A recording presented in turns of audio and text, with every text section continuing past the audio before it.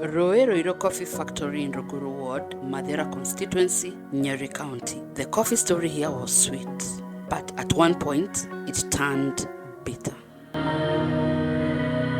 Majina ni Charles Maira Jogona, mkulima wa Roero zamani. Tulikuwa tumejiunga factory 5 ambayo inaitwa Mathira North. Hii society ilikufa juu ya wakulima kufanya kazi kubwa ya ukulima na hakuna faida walikuwa wanapata chochote. Sasa mafactory tukafunga, tukaacha kupeleka kahawa huko. Ikaanza kuuziwa brokers, watu kutoka bari wanakuja wananunua.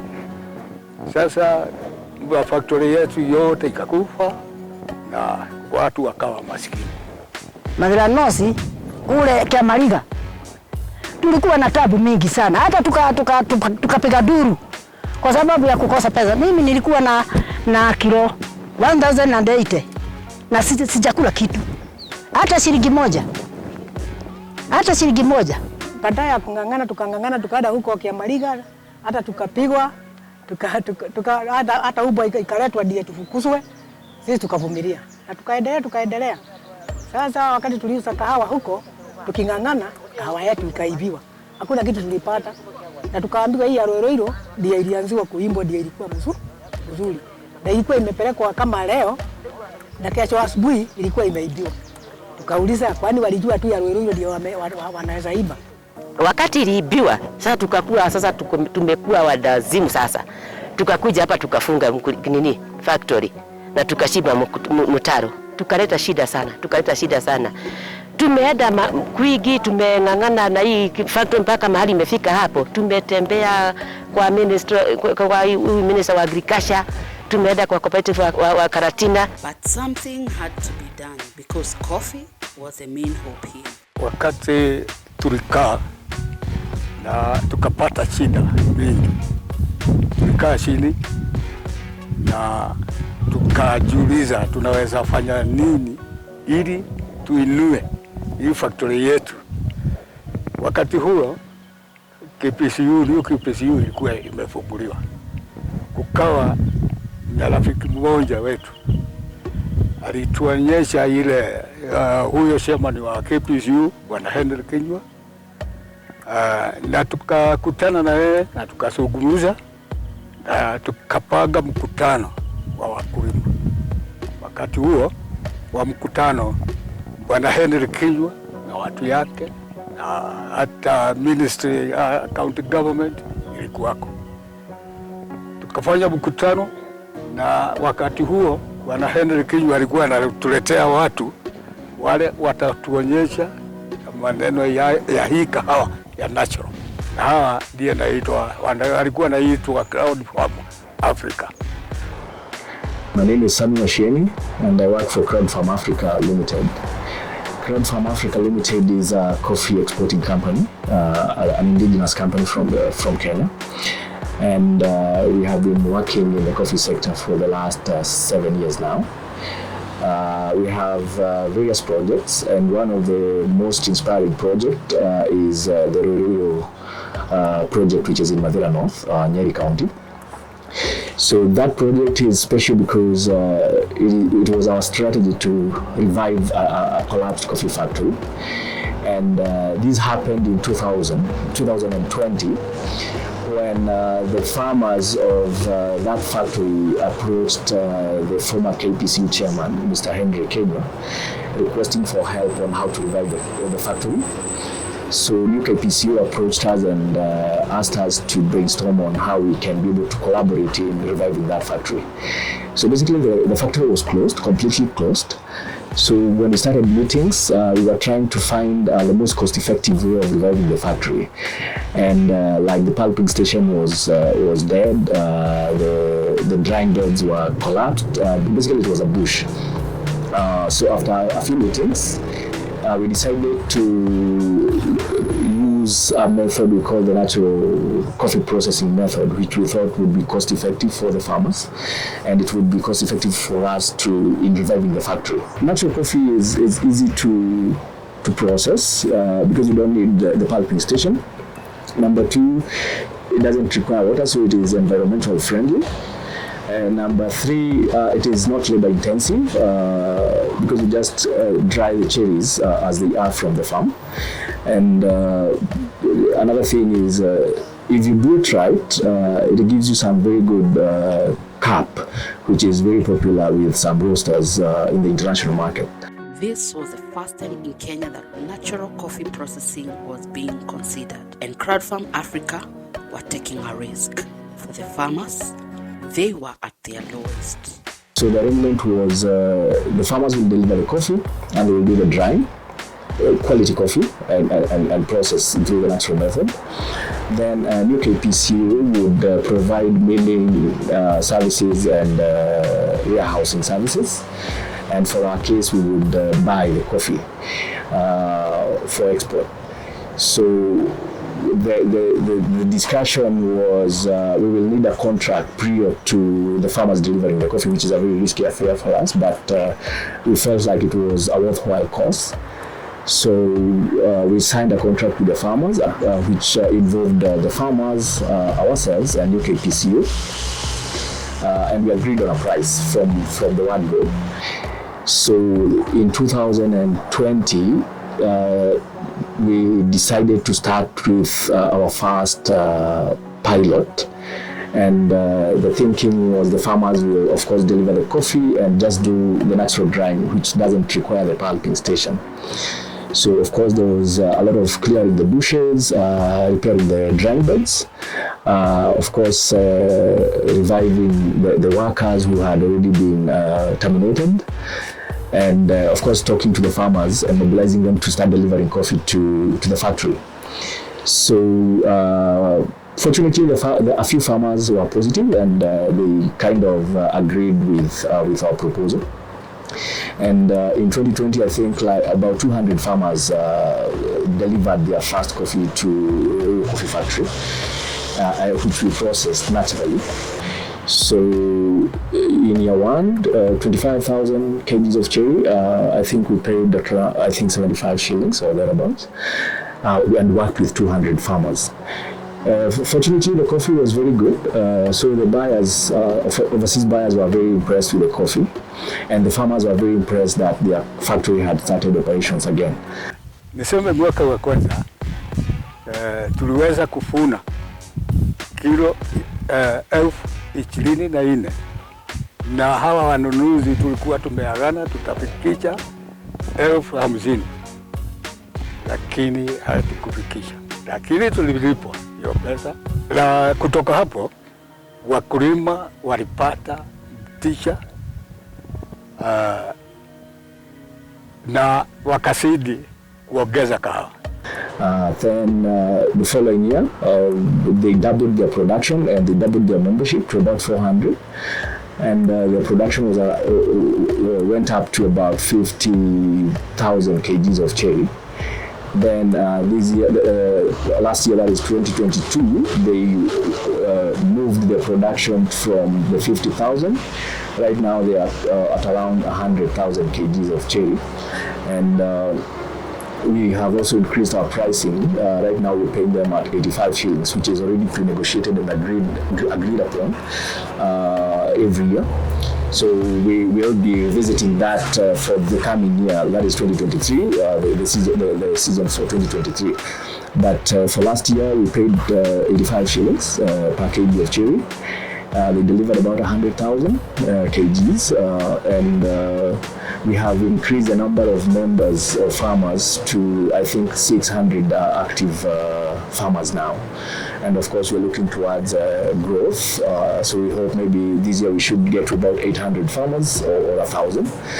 And we think we will be able to get to maybe 150,000 kgs, or maybe if we work hard enough, maybe to 200. Mimi ni mkulima kutoka factory ya Ruiru, na mimi ni member namba 02.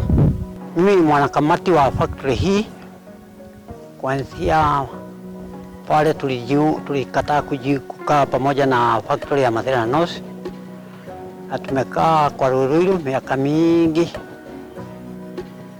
kama miaka 5 sasa, lakini miaka 3 ndio tumefaidika. Kulingana na vile tuliagana na Crowd Farmers Africa, tuliagana walipe mkulima shilingi 80 na factory wailipe shilingi 5. Hii mimi kama treasurer ninaongea hapa, wakulima wa Ruiru wamelipwa pesa zote ziko kwa mfuko yao, milioni 8 na kitu. Hiyo kahawa ya natural coffee ina staili zingine zake, although ijapokuwa ni rahisi kuitengeneza kuliko ile ya mambo ya zamani, ile ya maji. Hii haihitaji maji, inahitaji tu kutoka kwa mkulima, ikiwa ni ile yenye rangi mzuri, basi tunaileta, tunakausha na staili tofauti tofauti, na tuna bahati tuko na greenhouses 2. Moja tulijengewa na county government ya Nyeri, na ile ingine tulipewa zawadi na new KPCU, na sisi wakulima wa Ruiru tunashukuru sana usaidizi huo ambao umetutoa kwa shida. Tumeanza sasa kuona mwangaza, tumepata wageni mbalimbali wameletwa na wale wanunuzi, tumepata wengine kutoka Japan, kutoka Ukraine, na wote wamesema kahawa ya Ruiru ya natural coffee ni kahawa nzuri na itapata bei yake mzuri dunia mzima. My name is Timothy Mirugi, the acting managing director of New KPCU. New KPCU has been in existence from 2019 to date, where we have achieved various milestones. We have milled coffee for farmers, we have marketed coffee, and we have also gotten into partnerships with our stakeholders like Crowd Farm Africa, where we have tried to market Kenyan coffee in terms of naturals, which is a very unique way of processing coffee. It doesn't have to go through the wet processing. It uses the sun, so it conserves so many other costs like electricity, water, that the normal process would undergo through. And as a result, that whole saving is transferred back to farmers. So we have had partnerships with some farmers from a factory called Kahiraini and Ruiru, all from Mathira North.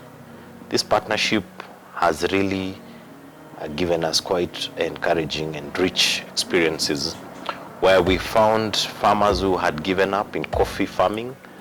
They had even neglected their coffee bushes. But today, those farmers are smiling all the way to the bank. We've just recently paid out the farmers at Ruiru and Kahiraini a total of about 10 million, which translated to about 85 shillings per kilo of cherry. 5 shillings would be going back to the factory for factory expenses, and 80 shillings goes to the farmer. So and that journey has been one rich journey, because we started this journey in 2020 with them, where we found previously the farmers had been paid a paltry 14 shillings. And especially now, most of the farm factories, where they have received about an average of between 40 shillings per kilo of cherry and 65 shillings. The farmers in Kahiraini and Ruiru have received 85 shillings, which I think, in my view, it is quite encouraging. And going that way, it informs that we also need to look at even other ways of even processing this coffee. In other countries that have really moved in leaps and bounds in terms of processing coffee, they have ventured into naturals, others called honey processed, other ways of processing called anaerobic processing. That niche has a lot of demand but does not meet matching supply. So it becomes a niche that I think, in my view as Kenyans, when we're decrying of low prices, because some of these low prices as a result, they are as a result of the very many deductions that are made to pay water, electricity, and you know electricity in Kenya is very expensive. So why can't we adopt even natural ways of processing this coffee? For example, using God-given sunlight to dry that coffee and process it.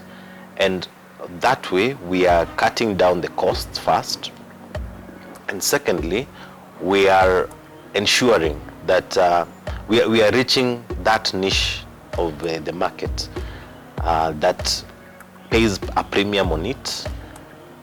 But however, it is just not drying under the sun and calling it natural. There's a process that we have teamed up with Crowd Farm Africa to bring this training to the farmers, to drill the farmers through, take them through what is required, what types of berries are required for that type of processing, so that at the end we can be able to reach and satisfy the client's market needs. Finally, the coffee millions are back in the villages here. And yes, the smiles are back too. And the tune has changed. Sasa kwa kahawa, sasa ni mzuri kuliko mbele. Kwa sababu tunakula nini? Tunakula pesa mbele ya watu wale wengine. Tunafurahi sana. Miaka 3 tunafurahi. Hata sasa tunafurahi kwa kile kitu tunapewa na kampuni yetu. Na sasa tunataka kuendelea hivyo tu. Tunataka kuendelea hivyo tu kwa miaka 3. Nilinunua kagombe. Nilinunua kagombe na kako hapale. Na hiyo pesa ya kahawa. Hata sasa hii ninanunua kagombe. Kako huko nyumbani. Nataka kuambia wakulima wa kahawa wale wengine warudi kwa kahawa.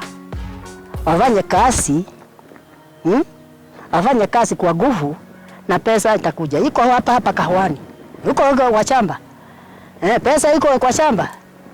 Lakini ukisema ati hakuna pesa na wewe hubaji kazi, mkono mtupu utaenda. Lakini ukifanya kazi utaona masao. Na hiyo pesa inakuwa mzuri juu inakuja through si kwa simu yangu yako. Kipawa simu yako unapigiwa simu. Umepata yako? Ukasema ndio. Umepata yako? Ndio. Sasa kutoka hapo mimi wakati nipata twangu tudogo nikasema nikafurahia. Nikaenda nikanunua katangia maji. Sikuwa na kilo mingi wakati huo. Kutoka hapo nikaendelea. Kama wakati huu sasa hivi tumepewa sikuwa na fee ya shule. Niko na kashocho yangu mimi nasomesha. Kanaenda form 2. Sasa kalipata school fees. Hapo nikafurahia. Nina bahati kubwa kibinafsi sababu nimeweza kusaidia watoto wangu. Nimesaidia guka wangu na masomo pahali walikuwa wamekwama, na bila shaka hata nasikia wakulima wenzangu wakiniambia nikipita kwamba tumejaribu na Mungu ako mbele. Kila hata wao pia wana furaha sana kwa sababu wakati watoto wanaelekea kurudi kwa shule, hakuna mkulima wa kahawa ili ya Ruiru ambaye atalia kwa kukosa pesa yake. Season 3 nimelipwa. Na kama ni shule saa hizi ni asubuhi. Nina ng'ombe ambaye ninakula wakati ile ya zero grazing hiyo. Najua lazima uende ununue vitu ya kupatia hiyo ng'ombe. Hiyo mambo sasa sioni tabu.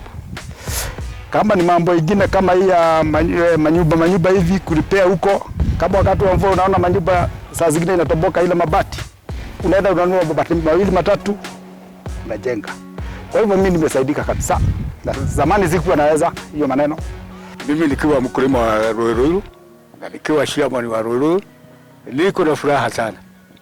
Kwa maana hatujapata hawahi kupata pesa kama ile tulipata mwaka huu. Tulikuwa na njaa mingi kwa area hii. Hata kwa ng'ombe, kwa watu na kila mkulima sasa amechanunua chakula ya ng'ombe, kila kitu. Sasa tuko na furaha. Wengine watapeleka pesa yao ya kulipa fees kwa watoto wao. Hatuna shida siku hizi, niko na furaha ya pesa tuko nayo kwa mfuko ya hata nikiangalia kwa shopping centers zetu watu wanajaa jioni, unaona kila mtu ako na kamzigo, anabeba kila kitu. Tuko na furaha na tutasidi kuendelea namna hiyo. Sasa hata mbegu hata nini niko naye, nimeshanunua ya kuwa tayari kunyunyizia kahawa dawa ili iwe mzuri, na nione mwaka ingine ile kilo nilikuwa nimefuna nimeongeza mara mbili. The good news had reached Kahera in a coffee factory farmers also in Mathira North the previous year. Having tasted sweet coffee money 10 years ago, they went for some advice and they also made a wise decision. Now, having a factory not operating for 10 years and then you come back and you want to start processing the coffee again, although you are not using the machineries, but you still need some facilities like the drying beds. We came and found that the drying beds were all down. The timber had been consumed by the termites. Some of the mesh wires and the posts had been vandalized. So we really had to dig deep into our pockets as farmers to repair a few drying beds. In the last payment, we received a total amount of 1.655 million. And that being a payment that was first done since 10 years back. We have not received money in this factory. So we are very proud of our 1.6, which is just a beginning. So we could say we are going far, despite the many challenges that we have had to tackle, because our factory lay in ruins. Our farmers are very happy, for one. They are proud of us. They have not received money for the last 10 years from coffee in this manner. Our farmers now can pay school fees using the coffee money, unlike the other times when the brokers used to give them around 100, 200, maybe 1,000, which you cannot consolidate and take to school. And also for the other major projects where you need a lot of money. So our farmers are happy, and that is why we have a very big hope in future. And we know even those who are waiting to see how we would go, or how we will go about the last year, I know they will all be ready to bring coffee to us. For years, the farmers were used to a long process before they got their money. They had to travel to Karatina town, where most financial organizations are located, to check their accounts, and sometimes went home empty-handed. But that too has changed. So part of our innovative ways of engaging the farmers is from the word go. We agreed with New KPCU that we needed a way to build the confidence of the farmers, because they had lost hope in coffee farming. And part of the reasons was how payments were being done. And through various consultations and conversations with the farmers, they decided that they wanted to receive their money directly from New KPCU once we pay. So we decided to be paying the farmers through M-Pesa. So what happens is we wire the money to New KPCU, and then KPCU has a system in place of distributing the funds directly to the farmers' mobile phone numbers. So basically, they receive their payments like at the same time at once. And I think based on feedback we have received from the farmers is they feel that is a very good way of receiving their payments for their sweat. So, is natural coffee the way to go in reviving factories that surrendered and shut their doors?